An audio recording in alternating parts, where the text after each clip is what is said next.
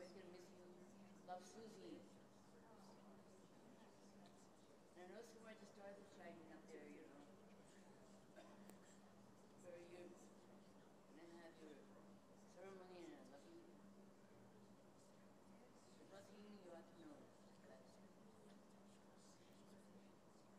these people around me looking at me like I'm here to love you. That's all I can say and going back.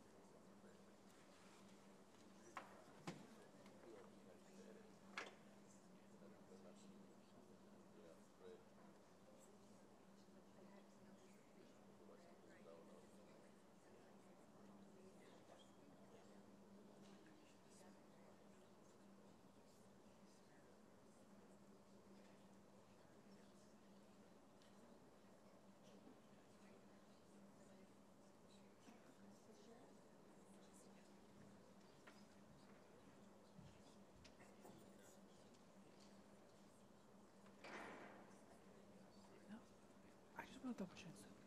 She went to St. John's Tech, right? And UW Collegiate? Okay.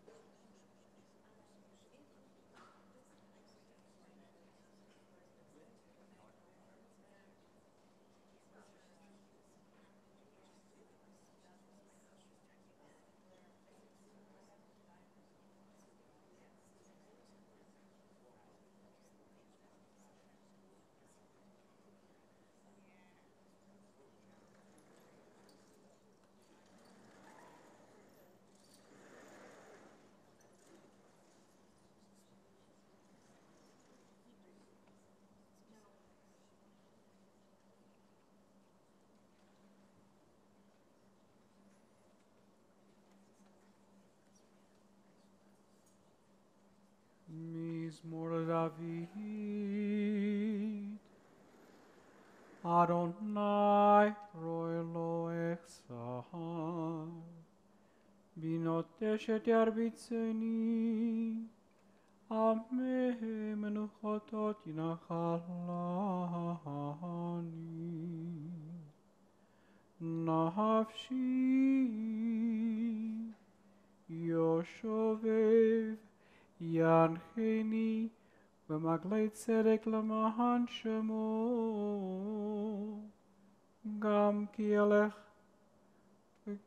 v'getz al mavet lo irahara Ki ata imadi Shiftecha Umishantecha Ema Yinachamuni Taroch lefanai Shulchan neged tzorerai Dishanta Vashem et roshi Kosi revayam Ach tov V'chesed yardifuni kol yemei chayam V'shavti b'beit Adonai leorech yamim. What I have just chanted is Psalm 23. The Lord is my shepherd, I shall not want, giving me repose in green meadows, leading me beside the still waters to revive my spirit, guiding me on the right path, for that is God's essence. Though I walk through a valley of the shadow of death, I fear no harm, for you are with me. Your staff and your rod, they comfort me. You prepare a banquet for me in the presence of my foes. You anoint my head with oil, my cup overflows. Surely goodness and kindness shall be my portion all the days of my life, and I shall dwell in the house of the Lord forever.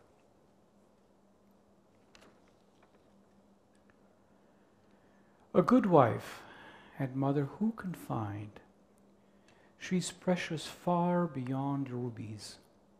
Her husband trusted in her, and he lacked nothing thereby. She rendered him good and no evil all the days of her life. She opened her hand to the needy and extended her hand to the poor. She was robed in strength and dignity and cheerfully faced the future. She opened her mouth with wisdom. Her tongue was guided by kindness. She tended to the affairs of her household and ate not the bread of idleness. Her children came forward to bless her, her husband as well, and they praised her. Many women have done superbly, but you surpass them all. Charm is deceitful and beauty is vain, but a good woman is much to be praised. Give her honor for the fruit of her hands wherever people gather. Her deeds speak her praise. This is an outline from Proverbs 31, Eshet Chayil. It is something that we as husbands are supposed to sing to our wives every Friday night. Some of us do. In Rosalie Shapiro's case, in speaking to her family, it really captures who she was, and you'll hear about it from a member of her family, and I'll try to expand what I've learned from speaking to the family. She passed away on November 1st, on the 23rd day of the Hebrew month of Cheshvan, in the year 5779, at the age of 85. Rosalie is survived by her son Jack, married to Lynn Barnwell Shapiro, her daughters Carla, Penny, and Joel Sheffern, her grandchildren, and I always leave this open. If I mispronounce a name, correct me. I'd like to have the name correctly said. Her grandchildren, Miriam, Robbie, James, married to Jessica, and Jason. Her great-grandchildren, Tyler, Maddox, yes, Maya, Memphis, Abby, Seth, Livia, and Francis. How'd I do? Taylor. 1. Thank you, though. I appreciate you correcting me. She was predeceased by her parents, Jack and Bertha Fox. Lost her husband in February of 2005, Fred. Her son-in-law, Barney Snyderman, and her sister, Clarice Garbuz. It is very common for us to eulogize someone who's passed away. And Jamie will come up in a minute and share a few words with us, but I wanted to precede that by saying that it's not an easy thing to do, but it's considered amongst our elders and rabbis and leaders of the Jewish faith as one of the greatest mitzvahs that we can do, greatest good deeds. And the reason for that is whoever we speak about or eulogize is not here to thank us. So Jamie, if you're ready, come on up. Share some words about your grandmother with us.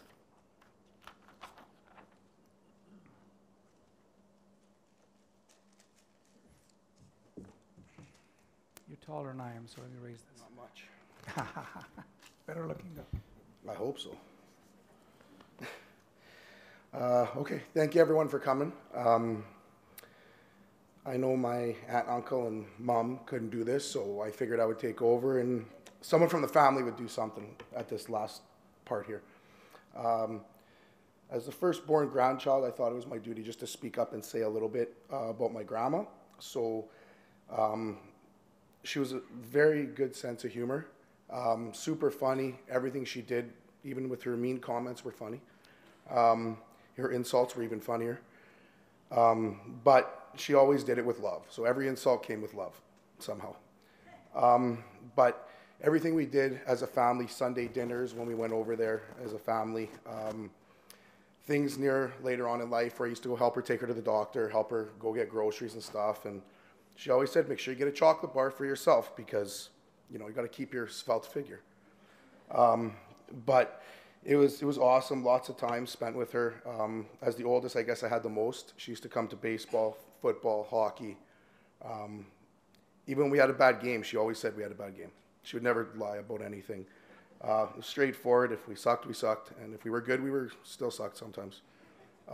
But it was awesome. Last little while here, we spent a little less time with her as kids are in sports and everything like that. But we went over there on Tuesday night. We spent about an hour and a half with her, and she gave 2 of my kids their birthday checks for November and said, well, now I can't get a haircut for 2 months.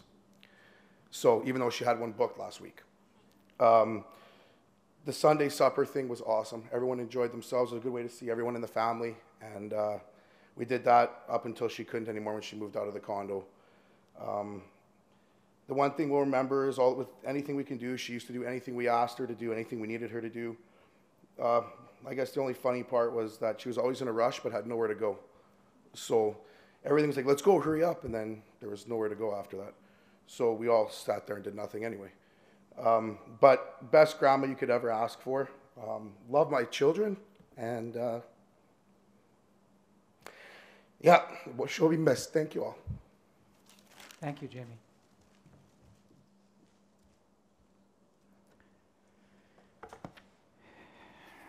From that little snippet, you got a bit of a picture of who Rosalie was.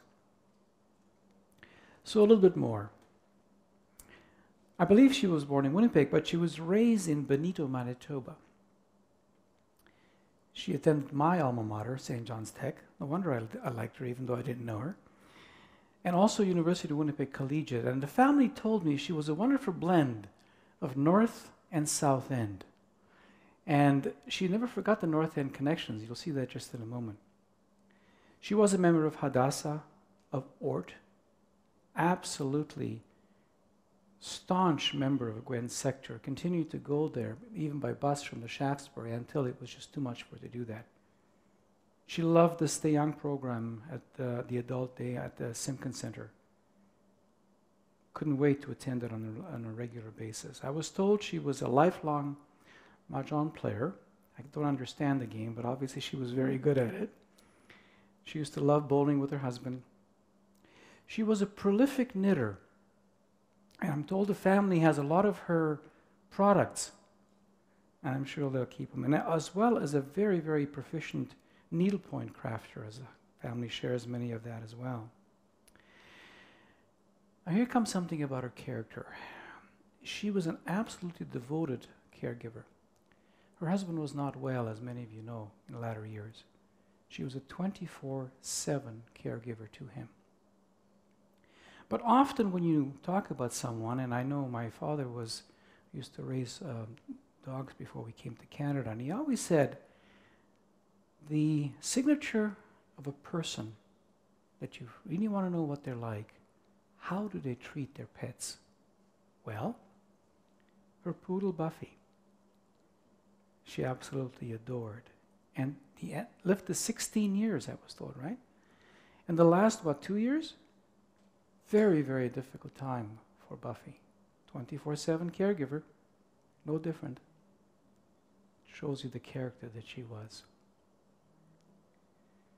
She was a lifelong, passionate Winnipeg Jet fan. And Jamie didn't mention it, but I think she loved talking to you guys about the Jets. And I'm sure it was pretty straightforward when they weren't that good, in her language, of course. I know she absolutely had a wonderful relationship with her lifelong friend, Marion Wise. That little caption encourages us to remember Rosalie, Rachel Leah Bat Yaakov Brindle. So may her memory shine among the brightest ones, whose brightness lights up the heavens. May all her beautiful qualities quickly find their way into our own minds and hearts and souls, so that we may learn to think and to feel and behave in the highest possible level, including her language. If we can succeed in doing this, then we'll actually have made it possible for Rosalie to live on in this world through our deeds and achievements for all the future generations of her friends and her family. I know there was a member of her family who said she needed my help to remember her. That's the way we should remember her. It is customary at a funeral to recite the El Malei Rachamim. Rabbi Green, a Rabbi Emeritus at the Shaarei Tzedek, used to always call the El Malei Rachamim the phone call to the soul, because you'll hear the name actually mentioned in the prayer, both in the Hebrew as I chanted, and then I'll repeat it in the English. If you're able, out of respect, during the El Malei Rachamim, we invite you to rise.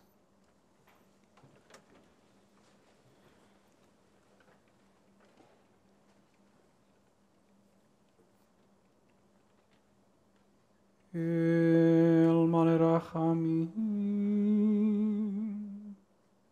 Shochein Bamromim Hamatzeh Menucha Nachona Tachat Kanfei Hashchina B'mahalot Kedoshim Utchorim Kezohar Arek HaMazkirim Et Nishmat Rochel Leah Bat Yaakov Brindle Shalcha Lelamah Bagan Eden Tehi Menuchata Ana Bal Harachamim Hastirech Besetek Kenofecho Leolamim Utzror Bitzror Hachebet Nishmatam Adonai Ulachalatam V'tanuach b'shalom mishkavam v'nomar Amen.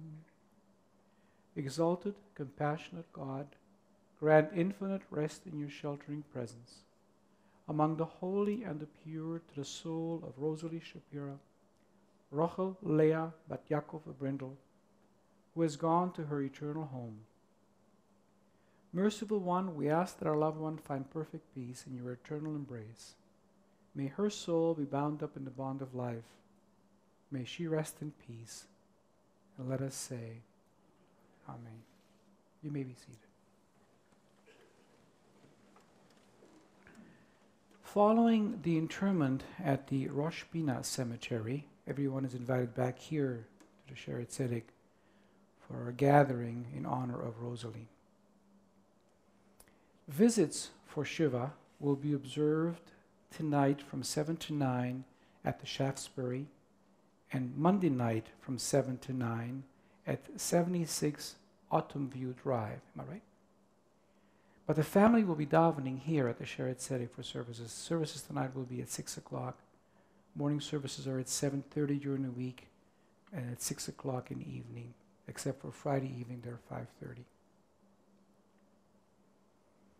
At this time, I'd like to ask the pallbearers to please go back and take your spot beside the coffin as well. And as they proceed to do that, I would like to invite the family to also take their spot at your transportation. In a little while, the back doors will be open, and we're going to be asked to form 2 lines of honor and final respect as we proceed on to the cemetery.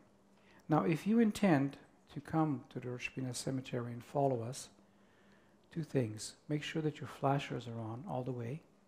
And the most important thing, especially today, or these days I should say, is please make sure that you observe all traffic lights.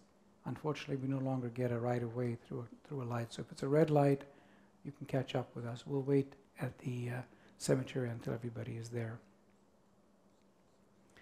Also, when we come back here, I've always asked those of us who are here, when the family returns, I would like us to make sure that the family has somewhere to sit, that they have some food or coffee, and then afterwards, please, everyone is welcome to pass on their condolences.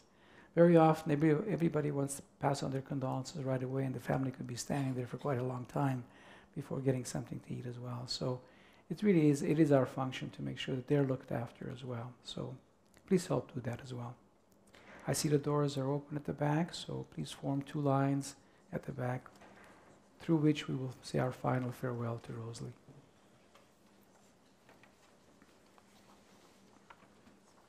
Thank you very much for coming, everybody.